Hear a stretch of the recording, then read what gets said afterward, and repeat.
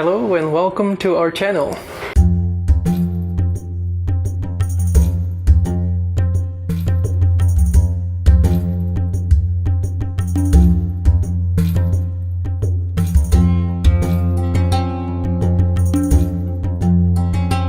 This is our third day here in Marrakech, Morocco, and we're so excited to show you what we've seen so far. This place is really unique. It's been really awesome to walk around the narrow alleys everywhere and get to explore the city.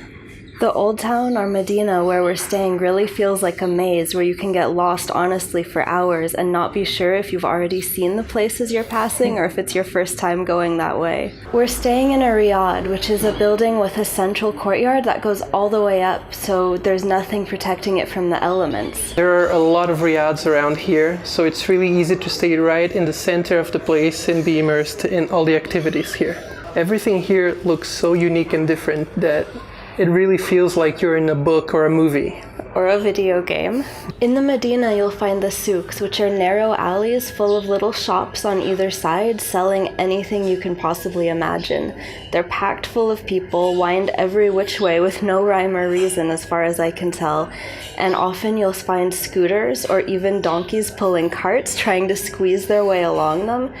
And what we found is that tourists tend to try to dodge out of the way while locals just keep walking and somehow don't get hit. Every once in a while, you'll turn around the corner in the alleys and there'll be an entrance to one of the palaces or some secret gardens around town. Yeah, it's amazing to find that oasis that's so separate and different from the chaos outside it. Yeah, on our first day here, we visited the secret garden and spent a couple hours there enjoying the calmness. It was all based around water, which was amazing too in this dry heat. As we were wandering around yesterday, we were looking for one of the palaces, but it's so maze-like here that even with Google Maps, we couldn't find the entrance. Instead, we found this amazing old tomb with incredibly intricate tile work. We got to see one of the guys making tiles, I guess to repair it, and he incredibly generously gave me one of the tiles that he had made. One of the craziest places we found definitely is the main square of the Medina. There's everything going on around there.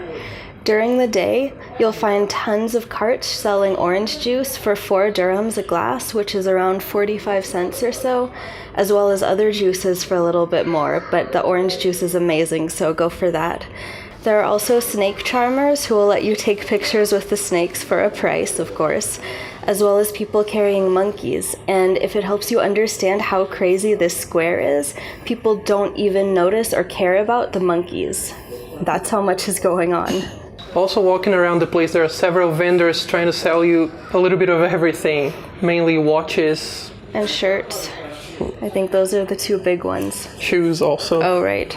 There's so much going on and so many people there all the time that it gets really overwhelming, and sometimes it's even harder to know where to go next. Yeah, even though you're in a square and you would think you would be able to get your bearings, it's really hard. It's just so full of everything. At night, the square completely transforms. It goes from being full of monkeys and snakes and orange juice carts to being full of these sort of pop-up carts selling dinner. And as far as we can tell, they all serve exactly the same food at the same prices. I guess they're required to. And so the way they get people to come to their booth is by having these incredibly aggressive guys go out and try to lure you in. They get really creative to try to convince you to go to their place. Yes, they do. Around the corners of the main food stalls in the square that all serve the same thing are a few other stalls that serve different things. Like on one side, there are a bunch of stalls serving snails cooked in liquid and spices. On the other side, we haven't seen this yet, but apparently there are stalls that serve lamb's heads, which I guess Gustavo will try. We'll see about that. Surrounding the square, there are lots of restaurants. And in their menu, you can find the traditional Moroccan food, such as the tagine and the couscous. One of the things I love about it is it's so easy to be vegan here and eat really well. The vegetarian tagine and the vegetarian couscous, anywhere I've gotten them, have been amazingly good and felt really healthful and vibrant to eat. And the meat dishes are also incredible.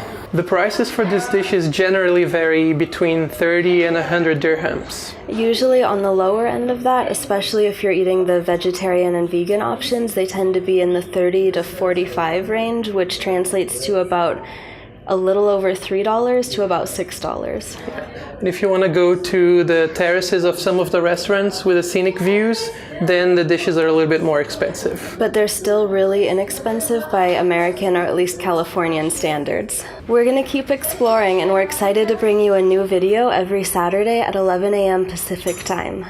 Also follow us on Instagram, where we post daily pictures of our travels. You can also follow along by signing up for our newsletter or reading our blog, which we update every Tuesday and Saturday.